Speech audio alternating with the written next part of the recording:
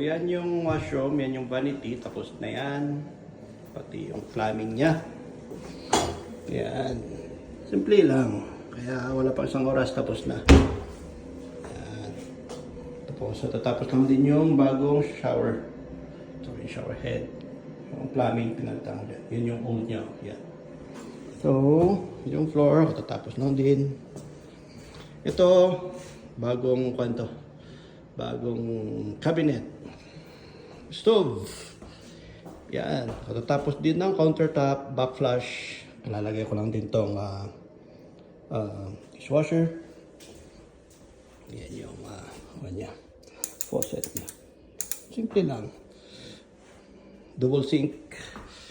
Ito naman yung plumbing niya.